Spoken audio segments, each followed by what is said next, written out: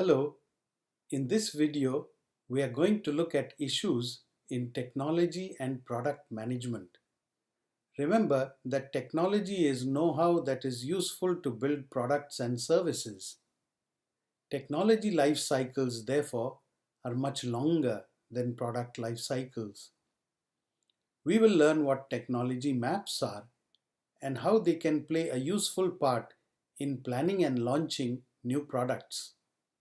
Then we will look at several important issues in technology management, such as spotting emerging technology trends and making decisions on technology additions or deletions. We will also look at issues in product management, such as what to sell, product architecture, platforms and derivatives, and the role of a product manager in technology companies.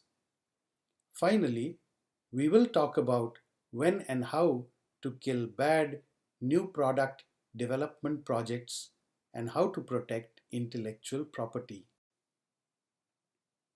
A technology map or roadmap is a formal document as strategic to R&D scientists and engineers as a marketing plan is to marketeers. It helps a company plan for future technologies and products, including performance and functionality over time. It documents the commitment of the business to specific technologies and products and helps guide resource allocation to product development efforts. When screening new product ideas, reference is often made to the roadmap. If the suggested idea is not relevant to the roadmap, it will probably not get funded. At the same time, the roadmap needs to be flexible and may be updated to accommodate new technology trends or changing consumer behavior. It has been written that the late Steve Jobs had a tablet on his roadmap after the iPod. When he saw that other phone handset manufacturers like Nokia and Samsung started offering music players on their phones, he noted the threat to the standalone iPod and pushed up the launch of the iPhone earlier and pushed back the development of the iPad to later. This illustrates that the roadmap needs to be flexible and updated from time to time. There are 4 steps involved in technology management. First, a business needs to take a look internally at the portfolio of technologies it has. Then it has to look externally and look for new technologies that may be relevant to its roadmap. Second, when it comes across a relevant technology, it has to decide how to add that technology to its portfolio, whether to develop the know-how by itself, which is make, whether to acquire a business with the know-how, which is buy, or partner with another firm to co-develop the technology. Third, once it has access to a new technology, it has to decide what to sell. It could just license out its know-how, or it could sell products based on that know-how, or provide a full outsourced service to its customers. Finally, there are many ongoing technology management issues such as designing new product architectures, killing bad new product development projects, and protecting intellectual property. The what to sell decision is a continuum of options based on how much a business is willing to invest in a new technology. If it doesn't want to invest much, it can license out its know-how. General Electric, for example, can provide a blueprint drawing of a nuclear power plant to a customer in mainland China for a fixed fee. Then the customer has to spend more in building the plant from GE's initial design. Proof of concept is that the company with the know-how is asked by a customer to build a prototype or a working model to show that the design works. Beyond proof of concept, a company may be asked by a customer to build components based on its design and supply these in volume to the original equipment manufacturer for the end product. When Sony needed a new microprocessor chip for its PlayStation video game console, it first asked IBM to provide the design for the new chip. When they liked the design, Sony asked IBM to provide proof of concept by building a prototype chip. When this was satisfactorily delivered, Sony asked IBM to manufacture and deliver this microprocessor, now branded Cell Microprocessor, which contributed in large part to the success of the first PlayStation. A company could further leverage its know-how into a final end product for the customer. NVIDIA initially used to make graphics chips and graphical processing units for companies like Apple. Now, it has forward integrated into making and marketing its own Shield tablets for gaming enthusiasts. Finally, a company like IBM provides seamless end-to-end data center services to its customers who do not have to invest in any IT equipment or infrastructure. The continuum of options in the what to sell decision provides a diversified revenue stream to a company while minimizing specific product market risks. Here are the ongoing issues that product managers and R&D managers have to deal with on a regular basis. Modularity, product platforms, and derivatives are issues of importance to product architecture and product definition. The know-how or intellectual property of the firm needs to be protected from competitors. The simplest way to understand modules is that they are like Lego blocks from which complex structures can be built. Or, modules are what we buy and load up at IKEA, which can be easily assembled at home into some complicated furniture. So also, technology products have modules. For example, a smartphone has a central processing unit, flash memory, screen, microphone, speakers, each of which is a module that can be made by independent suppliers. If these modules have standardized interfaces, they can be assembled pretty quickly at relatively low cost. The opposite of modular design is monolithic design, where the company designs the whole end product from non-standardized components that are optimized to work with each other for maximum performance.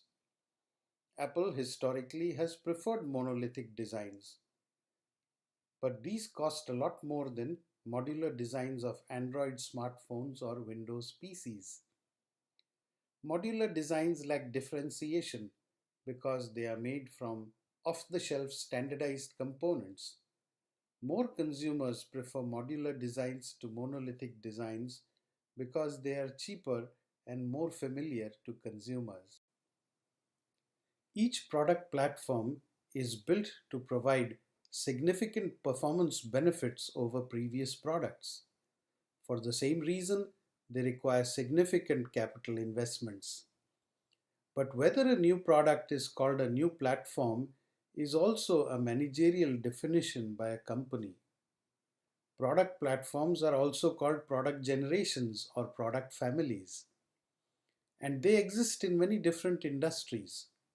In automobiles, a platform is defined by a combination of the engine horsepower and chassis length. For example, a sedan is a very different platform than a truck or an SUV. Within software, different version numbers could be considered different platforms. For example, iOS 7, 8, and 9. Even services can have different platforms.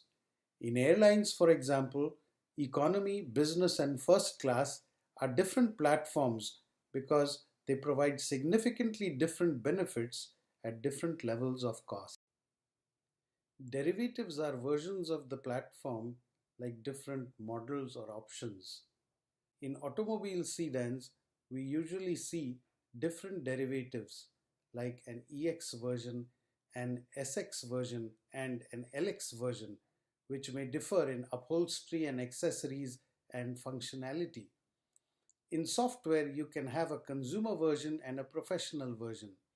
In the consumer version, some menu options are suppressed that are only available in the professional version. In this diagram, you see three product platforms or families, each one having some average performance. And then you have two derivatives around each platform, one with slightly lower performance and the other with slightly higher performance. So, why do high-tech firms follow a platform and derivative strategy?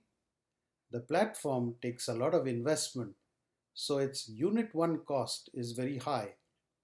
These high fixed costs need to be recovered by offering not just one product at a certain performance level, but derivatives with lower and higher performance to cater to different market segments.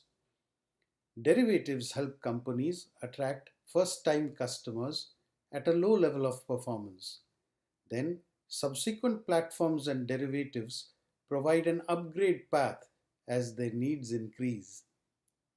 With a broad product line offering, platforms and derivatives preempt competition and make it very difficult for competitors to enter the market. Here is what Intel's platform and derivative strategy looked like in its heyday. With its broad product line across the entire range of performance, was there any space for a competitor to get into the market? Not really. This is how Intel became dominant in microprocessors. A platform should be designed for the maximum performance that budgets and deadlines allow. This brings maximum value to consumers, and their willingness to pay for higher performance helps to recover the high fixed costs of the platform. From an engineering standpoint, subtraction of features is quite easy. Think of turning off software options in a menu. But adding new features needs more development time and is costly. Higher end derivatives are likely to appeal to lead users, whereas lower end derivatives are likely to appeal to the late majority of consumers. When a product under development exceeds time and budget guidelines repeatedly, it may be time to consider killing the project. This is not easy to do because the product champion may become defensive and even argue for an escalation of commitment to the weak project. If you start recognizing the behaviors of the product champion as reflected by biases in interpreting information, that is a sign of trouble. If you don't counter this, you will be throwing good money after bad, and the product is likely to be a major disaster at launch. Consider the Fire Phone from Amazon. If the project had been killed while under development, would it have saved Amazon a ton of money? When internal product development projects are not meeting time or budget guidelines, a company should consider killing the project earlier rather than later so as to minimize wastage of resources. Killing a project is not easy to do because of the enthusiasm of the product champion. Here are some of the biases we can see when product champions try to defend a weak project. The first is the confirmation bias. When multiple sources of data are available, product champions will point to the research that confirms their viewpoint, ignoring all others. The second bias is the sunk cost fallacy.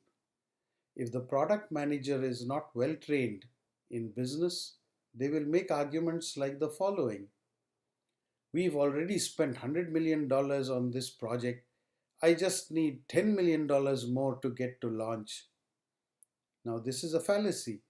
For good decision making, sunk costs are irrelevant. The right question to ask is, will you be able to get a good return for this incremental investment of $10 million that you are requesting.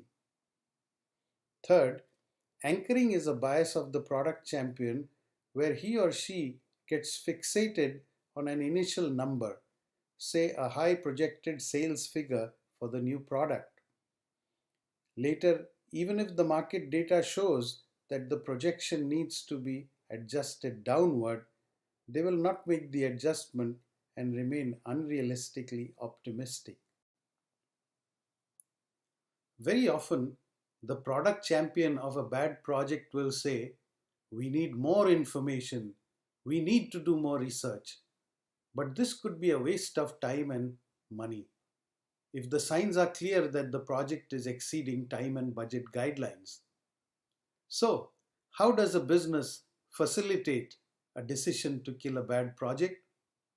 First, encourage an organizational culture that supports questioning, debate, and open discussions. If the product champion is hell bent on continuing with the weak project, remove all subsidies and see if it can proceed without additional resources. Without additional funding, the weak project will likely die. Sometimes unbiased umpires or referees from other parts of the organization may need to be called in to make the go no go decision. A product manager is a very critical position within a high tech firm because it has overall responsibility for making sure that a new product launch is as seamless as possible. Product managers have to work closely with R&D and other functions before launch and make sure all the pieces are in place by launch. They have to do a lot of the messaging at launch and troubleshoot any pain points for customers. What makes the product manager's job challenging is they have the responsibility to get all this interfunctional coordination done without direct authority over those functions. This is the first general management responsibility that a young marketeer may get as they ascend the corporate ladder. In a large organization, it may take 5 to 10 years as a functional specialist before getting to the product manager's position. In a smaller organization, the opportunity could come much sooner. Those who do a good job in product management have the opportunity to take up more responsibilities later, such as general manager or vice president of a business unit. Since technology is know-how and high technology is know-how based on new discoveries in science and engineering, a high-tech firm must protect its intellectual property in order to retain competitive advantage. There are many situations where a high-tech firm's intellectual property is at risk. We know that strategic alliances and partnerships are very common between high-tech firms. Sometimes they co-develop new technologies together. If the alliance fails, who owns the intellectual property that they co-develop together? We live in a global world of business where suppliers and customers are geographically widely dispersed. You often have to share your trade secrets with suppliers and customers. What if they leak out your trade secrets? Remember, all countries do not have the same legal standards or respect intellectual property as we do in our home countries. Employees of one company can leave and go to another, sometimes a competitor. If this is the norm in global business, eventually a company's intellectual property is impossible to protect 100% because employees will carry that knowledge with them to another company. That is the doctrine of inevitable disclosure. Intellectual property is broadly defined as original works or creations of the mind.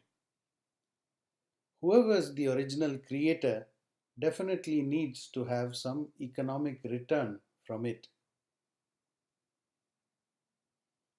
Now, the way that these intellectual properties can be protected tries to balance the economic rewards to entrepreneurs along with the right of citizens and organizations to benefit from using the intellectual property.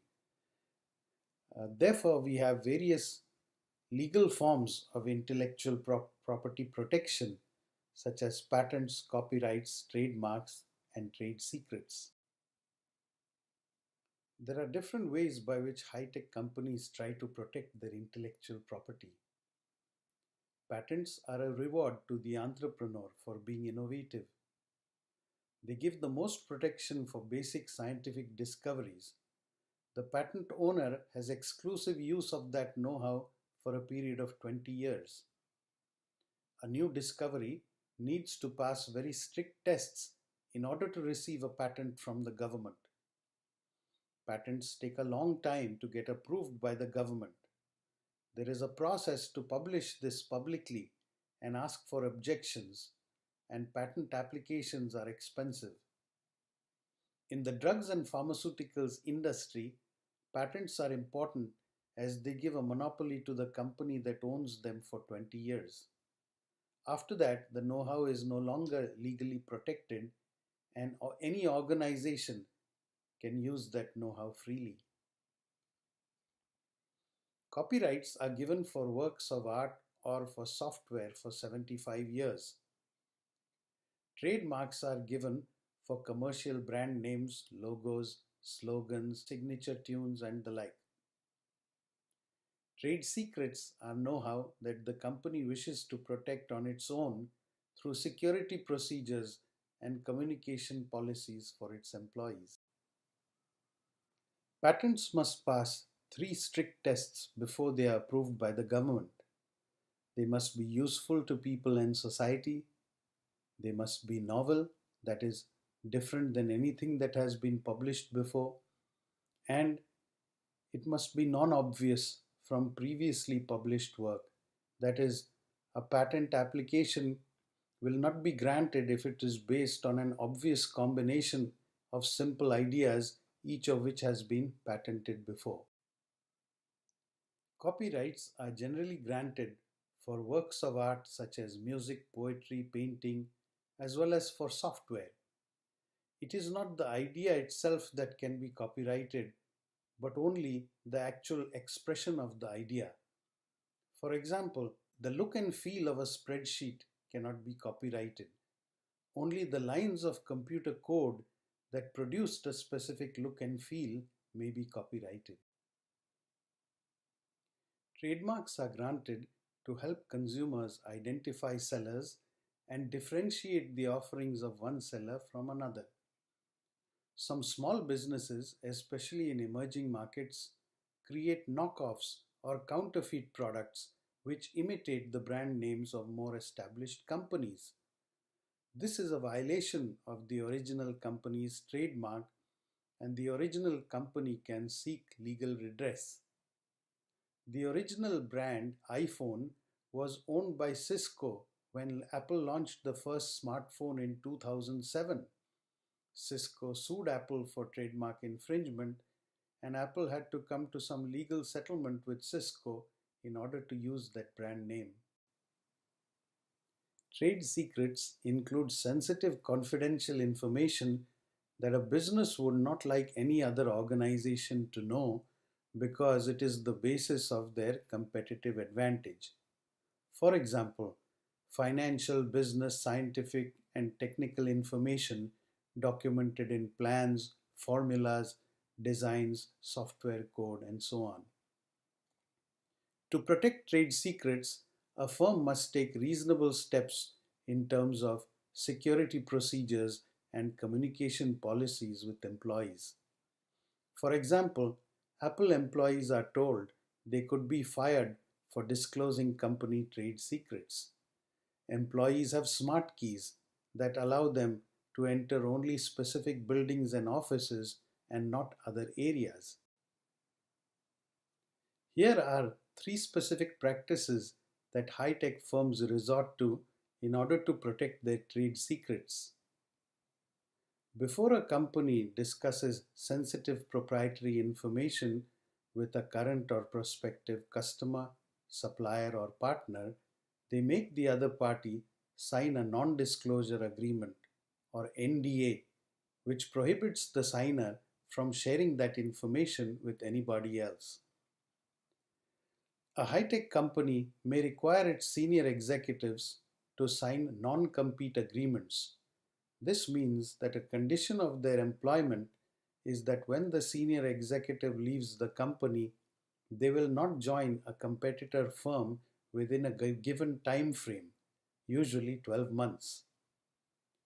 A high tech company usually has invention assignment clauses in its employment contracts.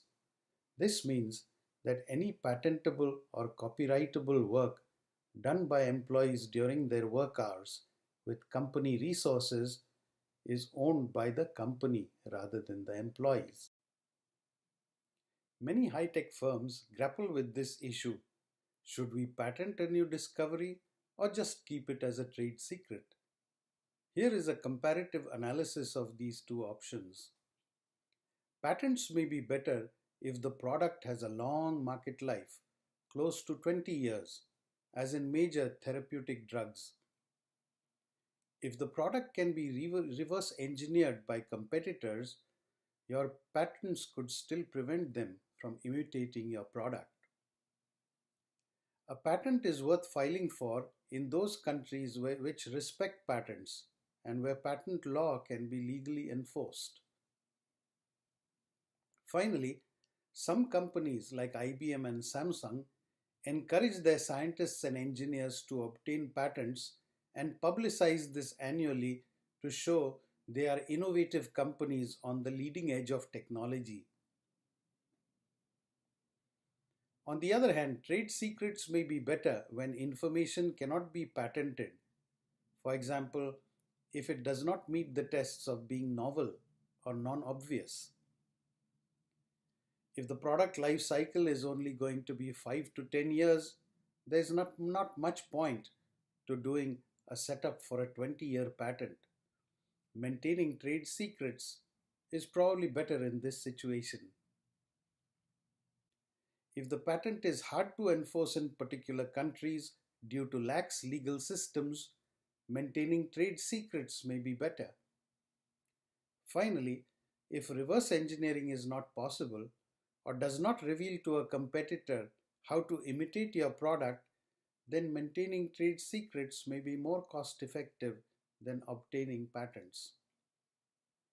This concludes our video clip for the chapter on technology and product management. Thank you.